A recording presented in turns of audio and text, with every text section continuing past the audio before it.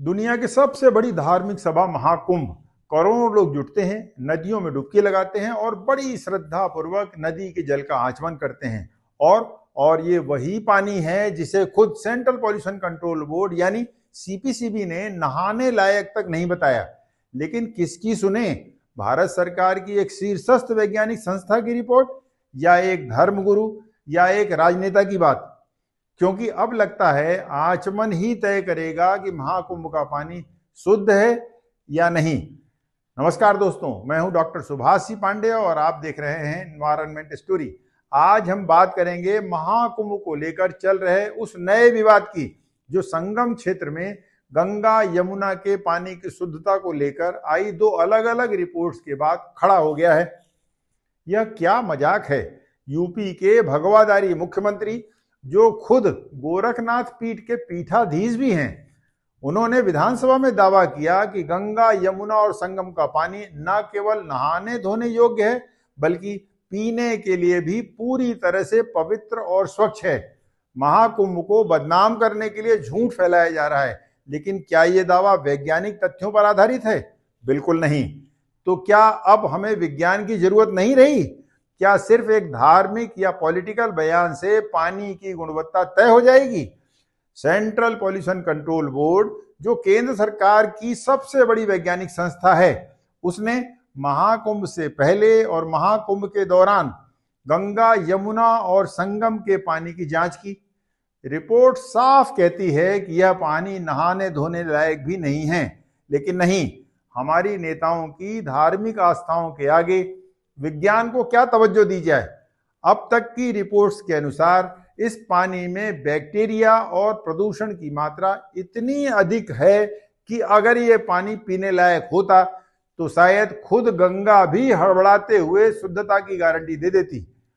और तो और कांग्रेस ने विधानसभा में एक फूहड़ तंज किया, क्या कि जब राजनीति हो तब आचमन से ही पानी की शुद्धता का फैसला हो सकता है।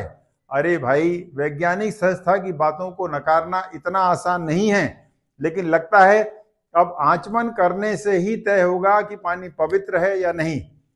अरे चलो, मान लिया कि धर्म और आस्था के मामले में सब चलता है, लेकिन क्या वही ये आस्था है जो हमारी सेहत से खिलवाड़ करने का लाइसेंस भी देती है? क्या आपको पता है, कुंभ में आने के बाद कई लोगों को बुखार, नाक बहना, छींकना, खांसी और जुकाम सहित तमाम गैस्ट्रोइंटेस्टाइनल बीमारियों के मामले सामने आए हैं। 3 फरवरी को अपने परिवार के साथ संगम में डुबकी लगाने वाले नर्मदापुरम के मोनू दुबे ने घर वापस आते ही बिस्तर पकड़ लिया। भोपाल के सचिन कौरों की भी तबीयत प्रयागराज से लौटने के बाद 14 फरवरी से बिगड़ी हुई है। क्या इसे महज संयोग कहेंगे या फिर थोड़ी बहुत विज्ञान की भी मानेंगे? बीबीसी हिंदी में प्रकाशित एक लेख के अनुसार नई दिल्ली में मौलाना आजाद मेडिकल कॉलेज के पूर्व निदेशक डॉक्टर पन्नालाल बताते हैं, यह तो होना ही है। इतनी बड़ी संख्या में लोग प्रयागराज पहुंचे हैं तो इसे टाल पाना मुश्किल है। जितने लोग पहुंचे हैं, कम से कम 20% लोगों पर तो इस बैक्टीरिया का असर दिखाई देगा ही, किसी में थोड़ा ज्यादा तो किसी में थोड़ा कम। यहां बात हो रही है टोटल और फीकल कोलीफॉर्म की, वो बैक्टीरिया जो मलमूत्र में पाया जाता है। पर किसे समझ में आए ये रिपोर्ट्स?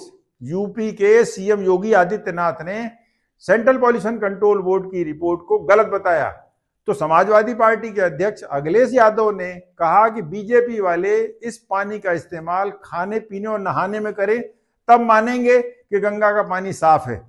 वहीं इस पर राज्यपाल के अभिभाषण की चर्चा के दौरान विधानसभा में बुधवार को समाजवादी पार्टी के नेता शिवपाल सिंह यादव ने कहा कि सरकार ने गंगा को इवेंट मैनेजमेंट का केंद्र बना दिया है। गंगा का पानी आचमन के योग्य नहीं है। सरकार गंगा जल हाथ में ले और सच बोले। इस सरकार ने 2025 में नाकामी की गंगा बहाई है। वाह, राजनीति के तो क्या कहने। इतना तो दबाव डाल सकते थे कि नदी और नदी जल पर कोई सार्थक और उपयोगी चर्चा हो सकती थी, किंतु लगता है नदी की जल गुणवत्ता की भी राजनीति हो चली है।